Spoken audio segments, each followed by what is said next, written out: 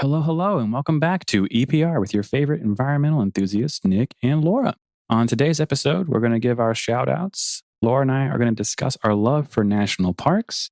We're also going to interview one of the titans of the NEPA industry, Ted Boling, who's a partner at Perkins Coie LLP and a former associate director for NEPA at the Council for Environmental Quality. And finally, yesterday in science was Earth Day, which is celebrated every year on April 22nd. And this is the 51st anniversary of the original Earth Day, which was commenced in 1970. So I hope you guys had a lot of fun getting out there and doing some good things. And if you haven't yet, you still got the weekend. So get out there and support the Earth. Please be sure to subscribe, rate, and review. Hit that music.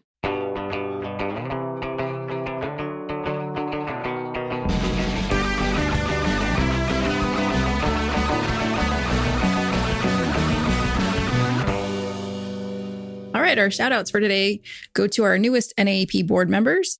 Please help us extend congratulations to Sun Temple Helgren, Christine Majors, and Jim Spangler.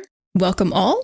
Be sure to share your promotions, new jobs, professional, and project awards with us on the EPR website. And join us for the NAEP conference May 17th to 20th. There's networking opportunities just about every day. So go to naep.org to see those times and options. If you would like to sponsor a future episode, head on over to environmentalprofessionalsradio.com and check out the sponsor form for details. All right, let's get to the segment. Nic, I have a question for you. Oh, I love this. All right.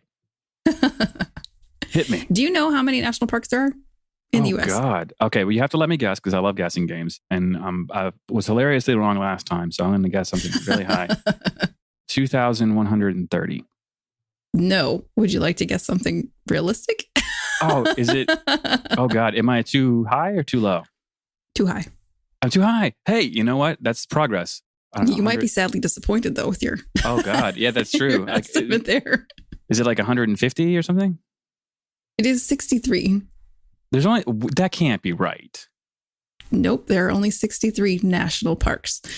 Are you kidding me? There are lots of national monuments and historical places, but there are only 63 national parks. Oh my God. Why am I so bad at guessing? If I had asked you a year ago, there were only 62. There is a new one. Oh, what was the new one? The new one, and you'll be happy to hear this, is the New River Gorge National Park and Preserve, and it's in West Virginia. Oh, yeah. The New River is really cool. I don't know if you've ever been there before. No, but I have to go now because, of course, that's secondary to my get to every 50 state goal is to get to every national park goal. Oh, awesome. Oh, that's great. Well, the New River, I know for sure is whitewater rafting, is really big there. Mm-hmm. And I did that once, which was an incredible experience. It says it has class 3 to 5 rapids. Yes. Yeah. For real. Pretty hairy. Yeah. We actually went through like a class 5 rapid at the end of our thing. And it was, oh God, they called it the double Z because there's basically 2 whirlpools and they were going in opposite directions. So wow. You have to know how to navigate through it. And, I would call that the meat grinder. Yeah. Well, it's funny. They actually had the scariest one was called the bulldozer. And so it was a class 3 rapid, but the way the rocks lined up, the water was pushing down so hard that it was like a bulldozer, like the front of a bulldozer was coming at you. And so that was actually pretty terrifying. And my best friend and I were the only 2 people that would dare sit in the front. And there's pictures of us literally yeah, we're doing it. It was so fun. I'm a little afraid of, I'm not afraid. I don't like cold water. Yeah. And then I don't like the potential for drowning. So I've been whitewater rafting a couple times, but I don't tend to love it. And the first time I ever went was with my family and my mom actually fell out. So I think that's also part. My mom's very clumsy and I have inherited the clumsy gene. So I'm very cautious about doing things like that. Right. Although I love horseback riding. So that's my... Well, there you go. I mean, yeah. So, I mean, there's, pluses and minuses for everything, right? There's risk in everything we do outside. Yeah. So I wouldn't worry too much. So how many other national parks have you been to? So I know for sure, well, now I'm scared because I don't know if they're all national parks or not, but I know Denali is a national park. Yes. And that one was really cool. I don't want to brag, but we did see cubs, like cubs. It was so cute to see mom and cubs. And it was a crazy experience. Just really, really epic. We saw all kinds of, huge wildlife. We saw moose, we saw caribou, somebody saw a wolf. I didn't see it, but we saw golden eagles. It was just. That's the same story everyone has about a wolf. Right. Yeah, exactly. For sure. I saw it. None of us did. Yeah. Yeah. And you're like, did you see it? Or are you just saying that? Yeah. But no, it was such a great experience. It was really fun. So that one for me was just right up there. You have one that you how many have you been to? Because it's got to be I've been to 20. So because now I'm counting, of course. Right. Of course. Yeah. I've been to 20. Last year I did 5 more. So I did like Yellowstone, Tetons, Glacier, and other ones that I'm forgetting. And good memory. Glacier's pretty amazing. It's out there, but it's pretty amazing. Yeah, where is it? Montana. Okay. And so it was also during my quest to get more states. Oh, yeah. I haven't, it's on my list. I want to go out there. I haven't been. Big Sky. Well, that was my big COVID trip. It was the only thing that we did was a road trip. So it wasn't my trip to Africa and Cuba and India that I was supposed to do last year, but it sufficed. Yeah. So when we talked to Ted, he mentions his love of Yellowstone, and I did get to briefly get through there on this road trip last time. But what I really want to do is go on a horseback riding trip there. So oh, wow. Yeah. That's my next big adventure in a national park, I think. So yeah, you're going to do that one instead of, you're not going to go to a new one? You want to do? Oh, no, I still want new ones. I just really need to get another horseback riding trip into. So. I got you. So let's get to the interview with Ted. Yeah, definitely. All right. Welcome back to EPR. Today, we are thrilled to be joined by Ted Boling. He is a partner of Perkins Coie LLP and former associate director for NEPA at the Council for Environmental Quality. Ted, thank you so much for being here today. Well, thank you so much, Laura. It's great to be here. Can you just tell us a little bit about yourself? I know Nic knows lots about you, but I am not a NEPA nerd, so I actually don't. So tell us a little bit about you and how you got into the environmental industry. Scary. Okay, so I went to law school to do environmental law. I graduated with a political science degree and realized very quickly I wasn't going to get to do much that's really policy relevant to the environment without getting some sort of professional degree. And law was really just what I gravitated towards. And I'd gone to Washington University in St. Louis because Dan Mandliker was there. And he is, of course, the author of the basic NEPA treatise. And my environmental law class was all about NEPA. But it was it was a great experience, too. I got to be editor-in-chief of the journal that's now the Journal of Urban and Contemporary Law, or is that Law and Policy, and moot court, and just had a great time. And I met Richie Lazarus, who's now at Harvard. And through all that, I managed to luck out and get in on the honor program at the Department of Justice. It's the only way to get hired straight out of law school as an attorney. And I got to be a trial attorney at DOJ right from the start in the Environment Division. Nice. Wow, that's great. And so, you had a really long and interesting career. And I know now we're talking a lot about offshore wind as an up and coming industry. And it's new enough to many of us that we're kind of just learning about it. So that's more in line with what you're doing now. So how does that tie into your work at Perkins Coie? Well, in many ways, it's why I came to Perkins Coie. My history with offshore wind goes back over a decade. I had been at CEQ for about 10 years and decided early on in the Obama administration that there were a lot of very interesting things happening, particularly at the Department of the Interior. I wanted to work with Ken Salazar. So pretty much as soon as the Deepwater Horizon oil spill disaster was over, I got to go to the Interior, first as counsel to the Assistant Secretary for Land and Minerals, which was at the starting point of the offshore wind regulations. We'd had sort of this disaster of the Cape Wind project near Nantucket, struggling through a NEPA process and a regulatory process with the Corps of Engineers, and then what was then the Minerals Management Service. But really, wind power was at its inception then. And so I was involved with Ken Salazar and his team, Steve Black, in establishing what we called Smart from the Start, the sort of identifying the most promising areas on the Atlantic coast for wind energy and wind energy development. A lot of the leases that are out there and a lot of the prospective development are in those wind energy areas. They've been refined over time through the NEPA process, but to a certain extent, I was there present at the inception for Ken Salazar's rollout of Smart from the Start. Never forget it. Fort McHenry, Senator Carper was there. It was a great day. And I've been focused on that map for a long time. It's an interesting time now because we sort of lost a bit of time during the prior administration, a lot of leasing going on, but not a lot of construction operation plan, EIS development. And now things are really picking up again. So it's a fascinating time to be involved in it. So is that shift in these projects coming through, is that one reason why offshore wind needs legislative review?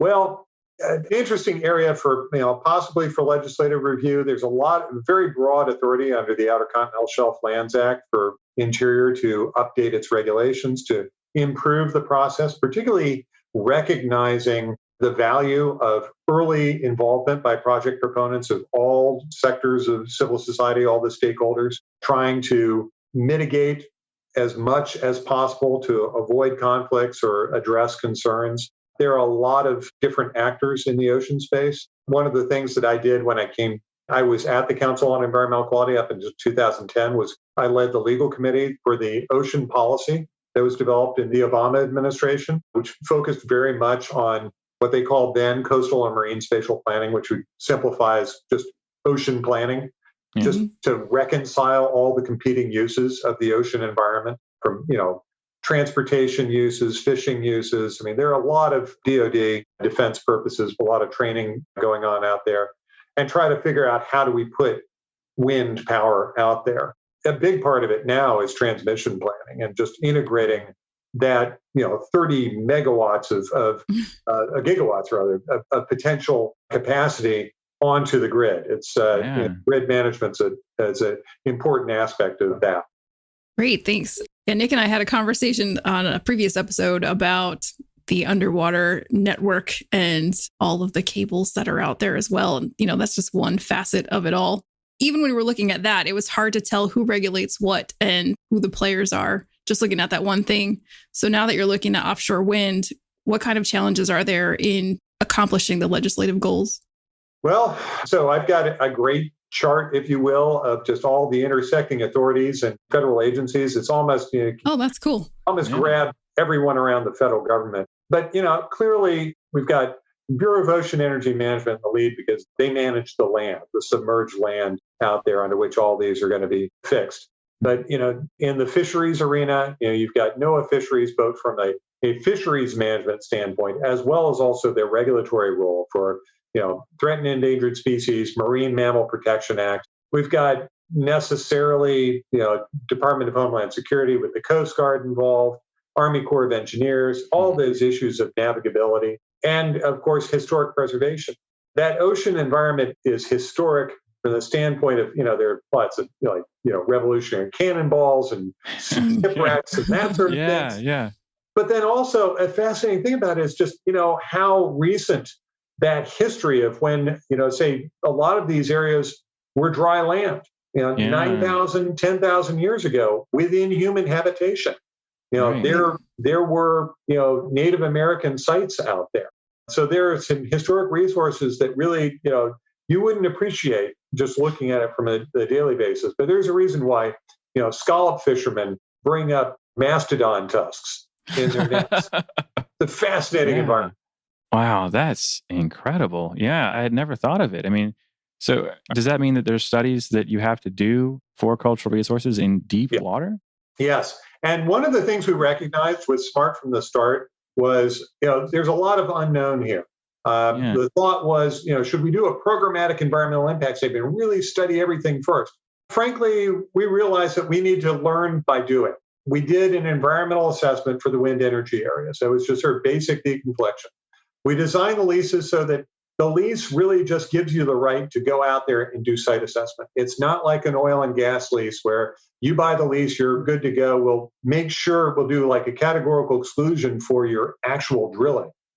Right. Instead, in the wind arena, we flip the order so that all the EIS energy, the real analytical work, happens at the level of a construction operation plan, when you've really designed the proposed action very well based on that site assessment work. But the site assessment work, it's expensive. It takes a bit of time. It has to be well coordinated because you need to make efficient use of that boat. You're not just going out there every weekend collecting more data for different purposes. And then make sure you're collecting the right data, the right amount of data, and you're using it well in a NEPA process that works well for all the decision makers. And I should also mention, the states are such an important part of this, not just by their jurisdiction under like the Coastal Zone Management Act, but of course, it's the state renewable energy portfolio that, their goals that determine how much wind power they're going to bring on, as well as also, the landing sites for transmission lines, how to plan for that transmission. So it is an amazingly complicated but very rewarding coordinated exercise. And I give a lot of credit to the folks at the Bureau of Ocean Energy Management who, when I was at CEQ, I was a participant in their massive interagency calls with all the coordination that's going on.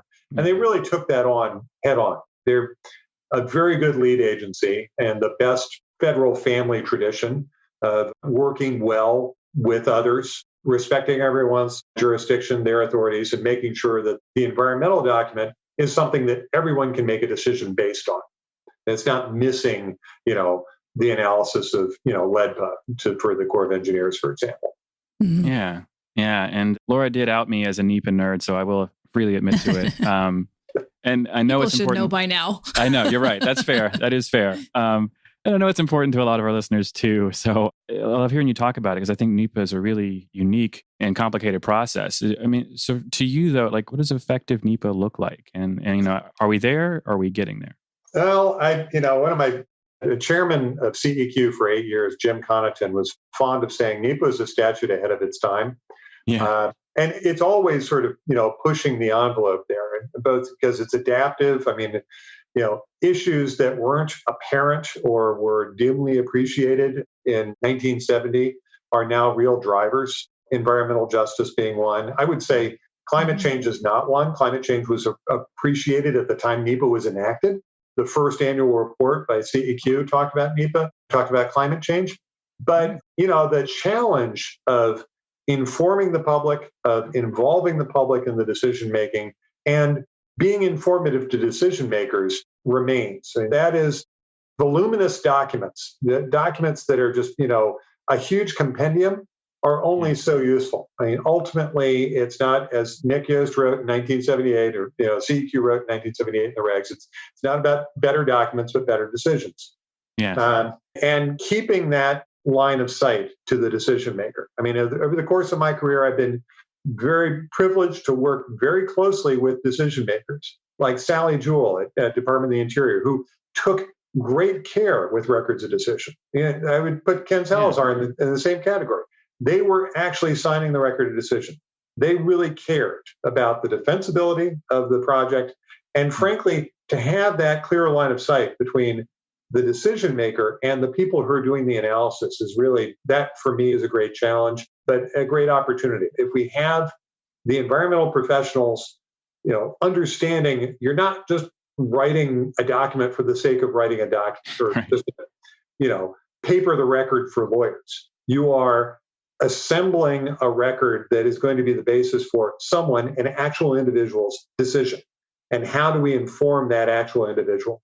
And frankly, environmental documents that speak to individuals, that tell the story, that explain clearly, here's what's significant, as well as don't spend a whole lot of time on what's not significant, or, actually put the smaller stuff in appendices where it should be.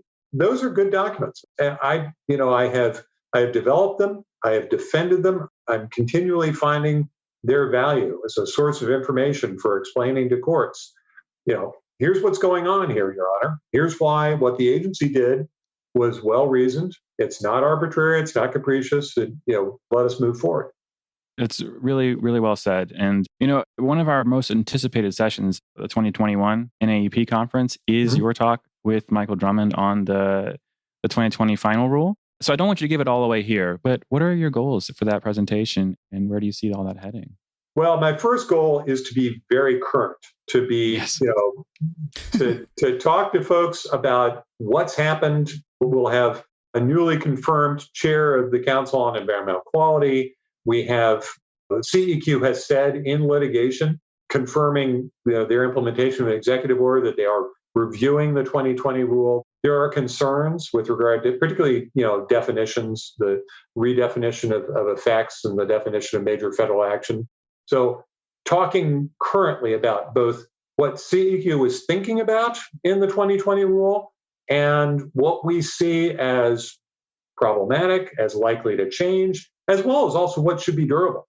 I mean, there's a lot there that, frankly, was well received, was broadly supported, and it's no small feat to sort of separate the wheat from the chaff in that regard. So CEQ's work is cut out for it. I look forward to helping in my new role in life. Yeah. Awesome. We look forward to seeing what your new role entails and where it takes you. And, we're talking about you giving this presentation at the conference, and you have been speaking with NAEP groups in our webinars and at conferences for quite a while now. And you also alluded to all of the other types of opportunities for public speaking that you have to get into. For people listening who maybe aspire to be a little bit better at their public speaking, or who are also out there defending their documents and talking to in some contentious areas, like what kind of advice do you have for other people to be a smooth talker like yourself? Wow, Laura, that's quite a compliment. I've always thought of myself as really more like subject to faux pas and that sort of thing. Frankly, I'm in awe of some great lawyers that I've met over the years. People I've worked with, like, Dinah Baer was just an extraordinary boss. She was general counsel of CEQ, deputy general counsel, and then general counsel for 25 years. I took over from her as general counsel, and I just realized, my God, what a huge presence she was and still is. I mean, she's an active participant. And one of the great things about this area is you have this sort of collection of people who stay engaged. It is engaging work. It really, it's the kind of thing you can throw your heart into. And, I still have strong relationship with Horst Gretschmiel. We talk constantly. And Michael Drummond and I are great partners in that regard. And so I really enjoy that aspect of the professional community, of the environmental professionals. I have to say I've taken a great interest in just the environmental collaboration and conflict resolution side of NEPA, and the use of NEPA and all these other authorities for bringing them together and helping resolve conflicts. I've said time and time again, NEPA does not create conflicts. The range of alternatives is not disclosing something that no one ever thought of before. It is a way of managing conflict. And I think that that's important. I'm very fond of Professor Robinson's description of NEPA as environmental democracy. And that I really like that idea that what we're doing is small d democratic in the best sense. Nice. Okay. So it sounds like, have some mentors, attack the problem, not the people, and maybe work on some conflict resolution skills. That's good. I've also seen some pretty amazing conflicts too. I mean, Bruce Babbitt threw me into Yellowstone bison, and I was out in Yellowstone, summer, winter, working on Yellowstone bison issues with the state of Montana, and talk about a hot conflict. And that was just amazing. We even had to have the Secretary of the Interior and the governor of Montana meet to resolve over differences on a draft environmental impact statement, just so we could get it out to the public. Wow. And that's a heavy-duty conflict. So it helps to take a long view of these things. Right. Well, that is a great segue, though, into our little segment here we called Field Notes. We like to talk to our guests about their interesting stories from their careers, and especially when they have been out in the field. So we were going to leave this space for you to talk a little bit more about your Yellowstone adventure. So if there's anything else you'd like to add to that, go for it. Well, Yellowstone is one of my favorite places. I get out there in the winter when I can, because I think that's just the best time to be there. I love cross-country skiing and snowshoeing. My heart is with the national parks and the wildlife refuges. Nice. Here I live near the Chesapeake Bay, Blackwater National Wildlife Refuge, which is also overlaps with the Harriet Tubman National Monument, which I worked on, is just an amazing part of the eastern shore of Virginia, Maryland, rather. It's the Delmarva Peninsula. Yeah. And then, my heart is in Acadia National Park, and just that whole part of Maine. And I paddled the Penobscot River on Thoreau's route through the West Branch of the Penobscot. I've done some great travel. I've been to all 50 states. Awesome. I've done everything from, I've been meeting with Alaska natives in native villages on the North Slope of Alaska in January to, teaching NEPA at Fort DeRussy and Oahu, and at lunchtime going paddleboarding off Waikiki Beach. I mean, it's been my 30-year federal career was a pretty good run. Sounds awesome. Managed to be involved in a few Supreme Court cases along the way. Wow. Okay. Wow. That, man, there's so many questions I have for you here, but you just said you were in North Slope, Alaska in January. Ted, I don't know if you know this, but it's very cold there at that time of year. Oh, yeah. No, and I've actually felt the difference between minus 40 degrees, which was the temperature in Dead Horse, and minus 15 degrees in Nuiqsut, which, minus 15 degrees feels balmy compared to minus 40 degrees. And I know that there are some Alaska hands who say, oh, he's only experienced minus 40. What a weather. Right. But I was impressed. It did prepare me for snow camping in the Boundary Waters in winter in Minnesota. So when I was dog sledding there. Dog sledding? Yeah, well, that was a Boy Scout thing. So. Oh, okay. Wow, man, my goodness. I need to do more with my life, Laura. Right? Yeah. We're going to have to take this podcast on the road, I think. Yes, absolutely. Let's do it. Well, become a travel guide. I mean, yeah, right. Actually, one of my favorite places to become the canyons of Utah, and just, hiking up slot canyons under the right weather conditions, that sort of thing. It's an amazing country. Yeah, like Zion National Park. Have you been there? Yep, I've been to Zion, Bryce, Grand Staircase. He's been to them all. Yeah, right. Grand Staircase Escalante National Monument that was the first national monument I worked on. I was part of the super secret squirrel team that helped draft that over the summer of 1996. The Justice Department sent me over to the solicitor's office to work on that, and I almost never went back. I was I was that's great. Well, that's very cool. Yeah. And you mentioned two Supreme Court cases. Like, what was that experience like? Yeah. Well, I mean, the big one, the one where my name's on the brief, was the Winter versus NRDC. That was the Navy whales case, which was one of those where, in December of 2007, Diana Baer was planning on retiring and said, sorry, Ted, I haven't resolved the whales matter. And, come like January 13th, the Sunday, I was in the White House Situation Room, and we were getting briefed on, here are the national security implications of the judge's order. And it was a wild ride running through alternative arrangements and briefing and litigation from the district court to the Court of Appeals up to the Supreme Court, all within 1 year. That was a pretty fast clip. That's incredible. Yeah. And Winter was argued on the same day as the Summers case. So it's memorable. But I was also, involved in others like Public Citizen and the Southern Utah Wilderness Alliance case and that sort of thing. So it's been interesting. And, to have had Richie Lazarus as a professor and mentor, and to see, just his scholarship of the Supreme Court at play there, it's just been a real gift. Yeah. Wow. That's so awesome. Great. So I've been to 49 of 50 states. What's the last one? Hawaii. I still need to make it to the islands. But I have a friend actually who moved from Florida, a tiny little girl who is very tough. She moved to Alaska about 15 years ago, and she actually worked on the North Slope for about 5 years. Oh my gosh. So she'd send me pictures and videos of that and tell me what the weather was like. And it looked like living on the moon. It was crazy. So I don't know that I'll ever make it to there, but never say never.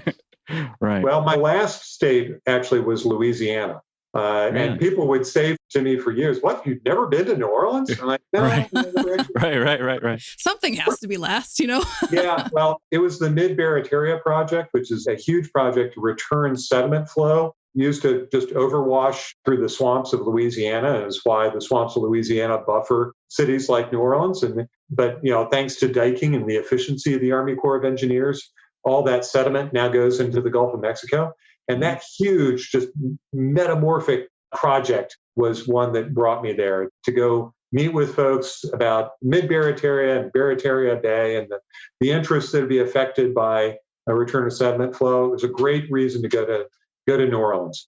That's awesome. I always tell young people that, getting into environmental work can be just a great excuse to travel and see some cool stuff. Which one of the things that I was looking up from your background is your work with the Izembek National Wildlife Refuge in Alaska. And I have been, visited my friend several times, went up for the last board meeting in Alaska, excited for the conference to be there one day. And I'll have to check this out the next time. There's a really great video for anybody who wants a quick little catch up on the project. It's by the Cornell Ornithology Lab on YouTube about the road and their intention to put in the road. But you worked on stopping that road, right? Well, I worked on the environmental impact statement.